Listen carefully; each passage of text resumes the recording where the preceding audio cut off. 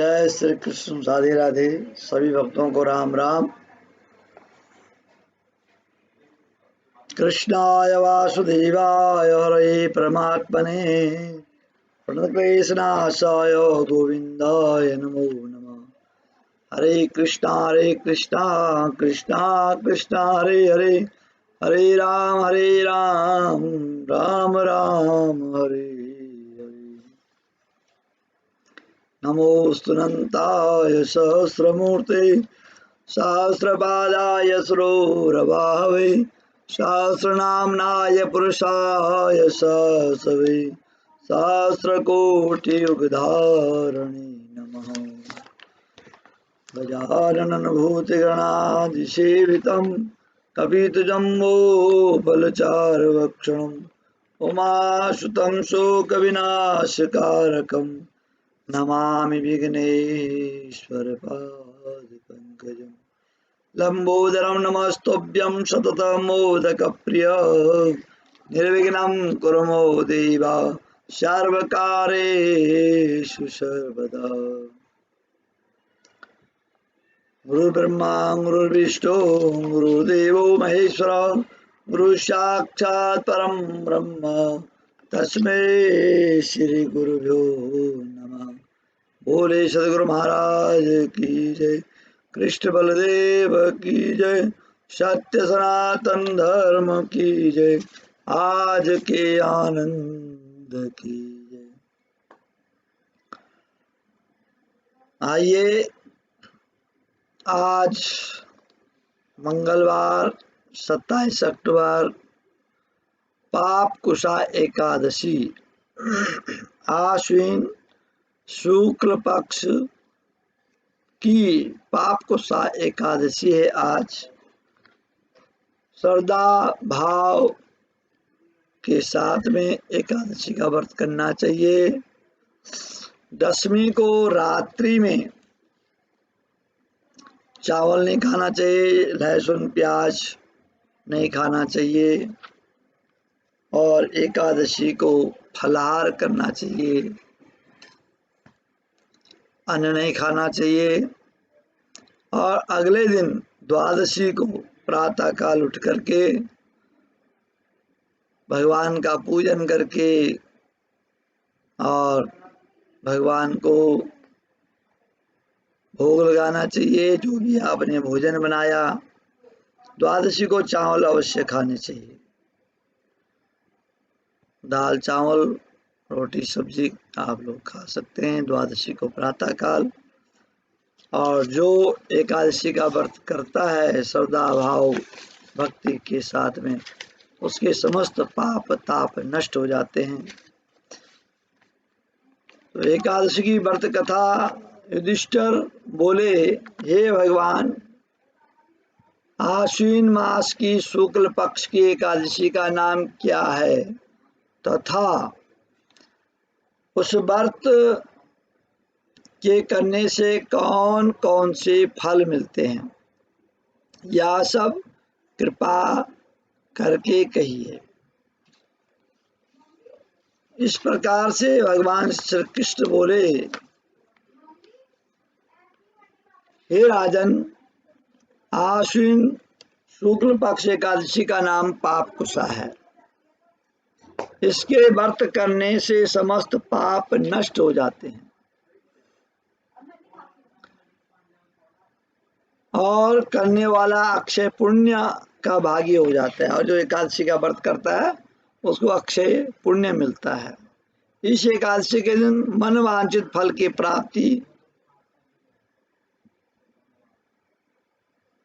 प्राप्ति के लिए भगवान श्री विष्णु का पूजन करना चाहिए।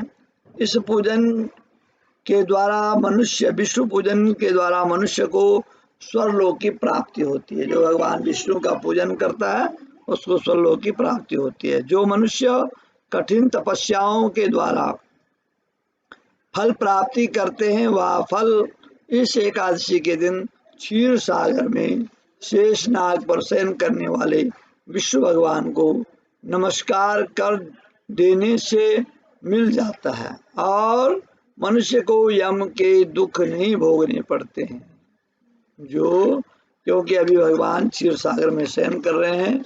हरिशयनी एकादशी से और देव उठनी एकादशी तक भगवान विष्णु क्षीर सागर में शयन करते हैं। जो विष्णु भक्त शिव जी की निंदा करते हैं अथवा जो शिव भक्त विष्णु भगवान की निंदा करते हैं वही नरक हो जाते हैं। शिव और भगवान विष्णु में कोई अंतर नहीं है, एक ही है। शिव भी वही है और विष्णु भी वही है, रूप अलग अलग है। इसलिए विष्णु शिव जी के भक्तों को विष्णु की निंदा नहीं करनी चाहिए और विष्णु के भक्तों को शिव जी की निंदा नहीं करनी चाहिए। 1000 अश्वमेघ और 100 राजसु यज्ञ का फल इस एकादशी के फल के 16वें हिस्से के बराबर भी नहीं है। अर्थात इस एकादशी के व्रत के समान संसार में अन्य कोई व्रत नहीं है। इस एकादशी के समान पवित्र तिथि नहीं है। जो मनुष्य एकादशी व्रत नहीं, पवित्र तिथि नहीं है, जो मनुष्य एकादशी व्रत नहीं करते हैं उन्हें पाप घेरे रहते हैं, उनको पाप लग जाता है। यदि कोई मनुष्य किसी कारण के वश में होकर केवल इस एकादशी का उपवास भी करता है, मात्र इस एकादशी का जो उपवास करता है, तो उसे यम के दर्शन नहीं होते हैं। इस एकादशी के व्रत से मनुष्य को स्वास्थ्य शरीर, सुंदर स्त्री, धन धान्य मिलता है और अंत में स्वर्गलोक की प्राप्ति होती है। जो इस एकादशी के व्रत में रात्रि जागरण करते हैं उन्हें बिना किसी रोक के स्वर्ग मिल जाता है। जो इस एकादशी को दिन में भगवान का भजन करता है, रात्रि में जागरण करता है, जो मनुष्य इस एकादशी का व्रत करते हैं उनके मातृपक्ष के 10, पितृपक्ष के 10, स्त्री पक्ष के 10 विष्णु का शेष धारण करके सुंदर आभूषणों से युक्त होकर विष्णु लोक को जाते हैं। कहने का भाव है कि मातृपक्ष के 10 पीढ़ी तक के पितर, पितृपक्ष के 10 पीढ़ी तक के पितर और पत्नी पक्ष के भी 10 पीढ़ी तक के पितर स्वर्गलोक को, विष्णु लोक को चले जाते हैं। जो मनुष्य आश्विन शुक्ल पक्ष की पाप कुशा एकादशी का विधि पूर्वक व्रत करते हैं उन्हें हरिलोक मिलता है, विष्णु का लोक मिलता है। मनुष्य एकादशी के दिन भूमि पर सोना चाहिए, गौ की पूजा करनी चाहिए, अन्न जल दान करना चाहिए, उपाहन वस्त्र छत्र आदि का दान करना चाहिए। उन्हें यमराज के दर्शन नहीं मिलते। जो इस प्रकार से दान करते हैं, गौ की पूजा करते हैं, भूमि पर शयन करते हैं, उनको बोला यम के दर्शन नहीं होते हैं। दरिद्री मनुष्य को भी यथाशक्ति कुछ दान देकर कुछ पुण्य अवश्य ही पैदा करना चाहिए। जो दरिद्री है, जो गरीब है, जिसके पास भी कुछ नहीं है, तो बोला उसको भी थोड़ा बहुत दान करना चाहिए, जिसके कारण दान करने से क्या होता है, दरिद्र दुख दूर हो जाता है। दारिद्र दुख दूर हो जाता है दान करने से। दान करने से धर्म होता है और धर्म करने से प्रारब्ध बनता है और उसी प्रारब्ध के द्वारा हमें फिर इस संसार में धन संपत्ति, पुत्र पौत्र, वैभव मिलता है जो धर्म करता है।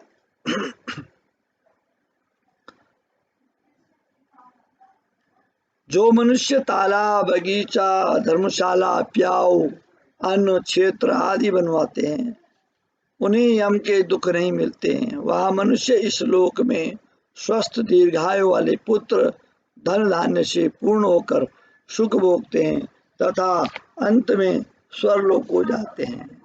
पाप कुशा एकादशी और जो इस एकादशी का व्रत श्रद्धा भाव भक्ति के साथ में करता है उसको बोला स्वर्ग की प्राप्ति होती है।